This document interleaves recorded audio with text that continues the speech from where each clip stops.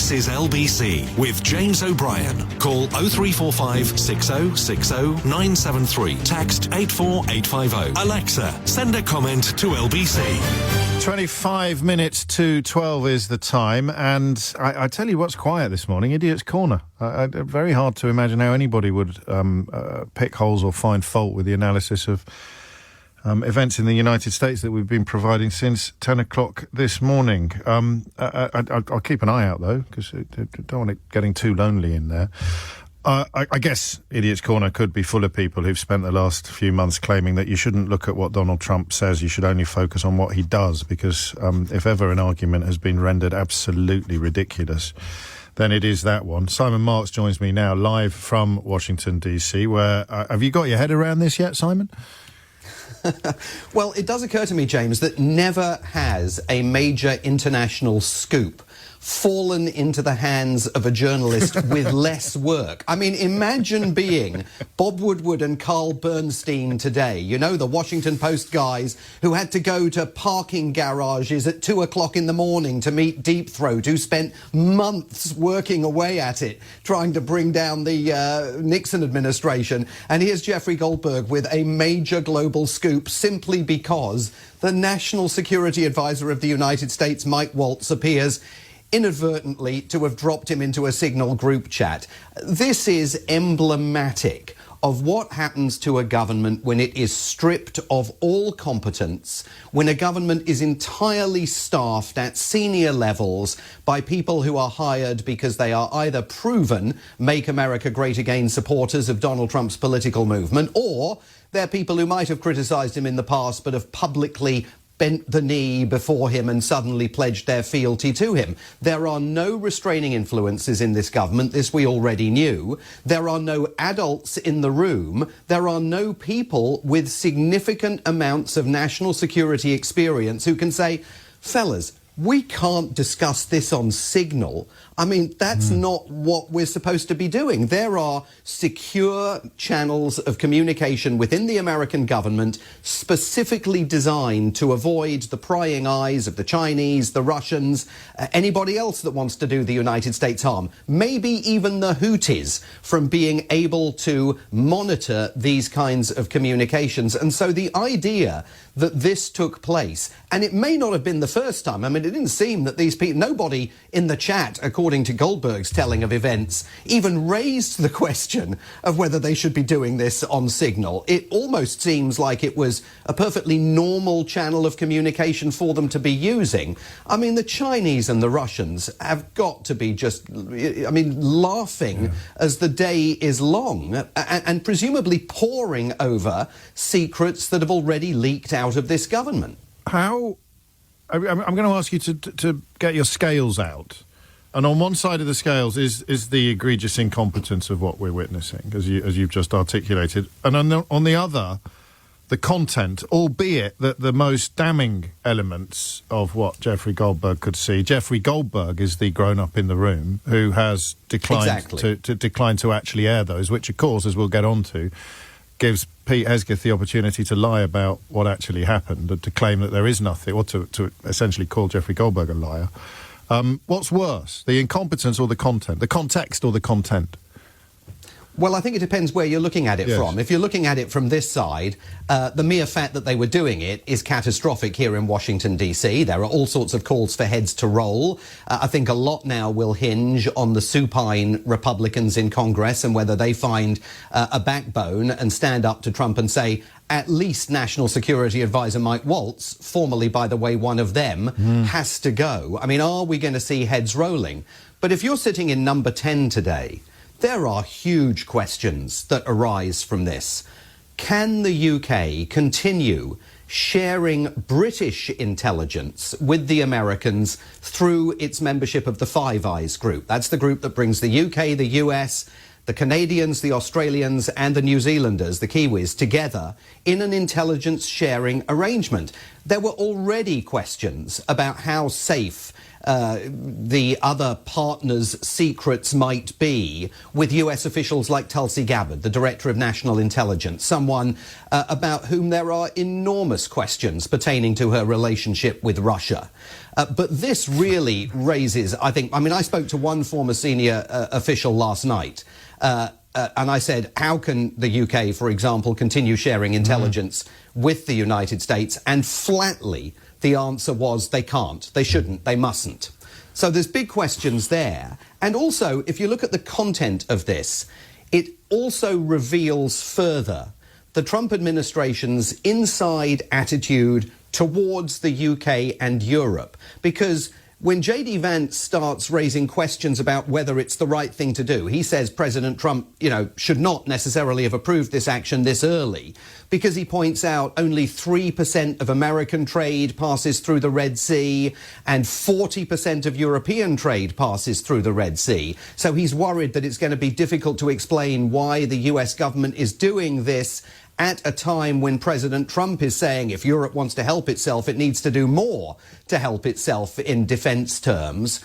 Stephen Miller, the White House Deputy Chief of Staff, chimes in and starts making the argument that after the military action is over, possibly the United States is going to need to go to the Europeans and say, you owe us a bit of money for doing this because, most of your trade, the trade that passes through these shipping lanes, ends up in European shops and on European dinner plates and in European car plants. So this notion that they have definitely an antithesis towards Europe, but also view even military action against a group they define as terrorists through an entirely mercantile perspective is absolutely breathtaking. Yes, it is hard to focus on the most breathtaking element of it, and that may render my next question unfair because I'm going to ask you to turn up with a traditional toolbox, entirely untraditional events. If this had happened a year ago, what would have happened next? What would the Department of Justice or the FBI or Congress, what would have what do you? And I know this is going to be slightly speculative, but it's a constitutional question, really. What would have happened? Oh, absolutely. It's a totally constitutional question. And we're going to get an answer to part of that question on Wednesday, because before all this broke yesterday, the CIA Director John Ratcliffe and Tulsi Gabbard, the aforementioned Director of National Intelligence, they were due to be at a hearing on Capitol Hill on Wednesday talking about worldwide terror threats.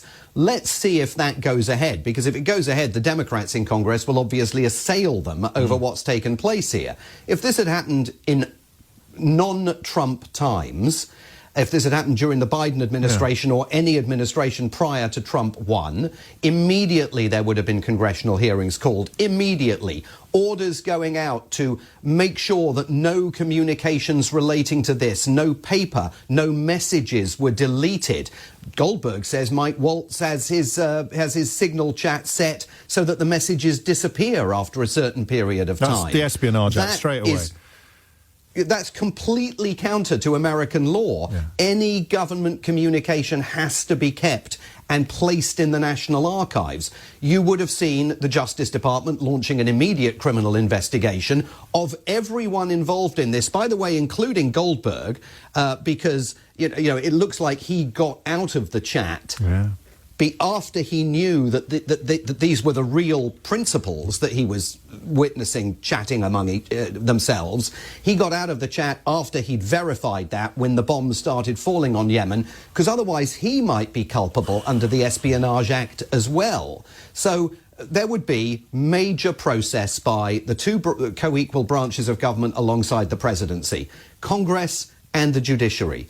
And if that doesn't happen now, if literally we're waiting to see whether Donald Trump tolerates this or simply decides that Mike Waltz has got to go and that'll tidy it up and we'll move on to the next Trump-initiated distraction, that will tell you more about the collapse of American democracy that is ongoing here day by day, hour by hour. All of which explains why Trump, like a cornered ferret, felt this morning that he had no choice but to claim that he knew nothing about the biggest story in the world. Yeah, well, I mean, he always does that. He's never heard of anybody. He'd never heard of Project 2025. He had nothing to do with it. And then he came into office and suddenly he started implementing it sentence by sentence, page by page. And of course, he trashed The Atlantic as well in his first reaction to this, saying, yes, as far as he knew, it was a failing news magazine. I think Jeffrey Goldberg's name is obviously, it's already being dragged through the mud by Hegseth. I think Goldberg's going to have a very complicated few days ahead. He's a strong man and he's a very intelligent man, unlike many of the people within the Trump administration and on Capitol Hill that are undoubtedly about to be unleashed upon him. But, Donald Trump is the leader of the ship who sat in the Oval Office alongside Pete Hegseth a week ago as Hegseth waxed lyrical about the fact that under his leadership, nobody around the world takes the Defense Department for fools anymore. Well, I mean, that claim did not age well. A master of understatement. That claim indeed did not age well. Final question. If the journalist who asked him this morning about it and opened the opportunity for him to deny, if he'd pushed back and said, and l'esprit d'escalier is a wonderful thing, we can all get everything 100% right with the benefit of 20/20 hindsight, but if he'd pushed back and said simply, how can you not know, Mr. President? Who do you, in your administration, do you feel should have briefed you about this incredibly important national security story that the whole world is talking about? What time did you get out of bed this morning? I think it could be as rude as you want, but what would have happened to that journalist?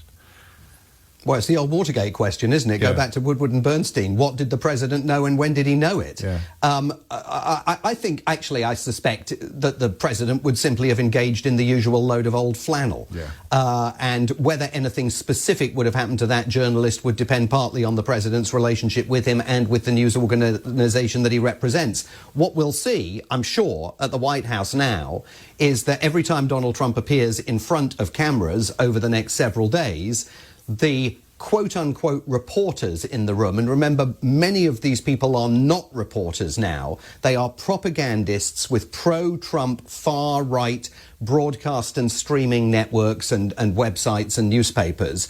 They'll be the ones there chucking softballs at him again in a bid to give him an assist, because we're seeing that every single day at this White House. So the accountability that existed in the Woodward and Bernstein era is really threatened today by the way in which this White House games the outcome of events every single day when the president's on camera.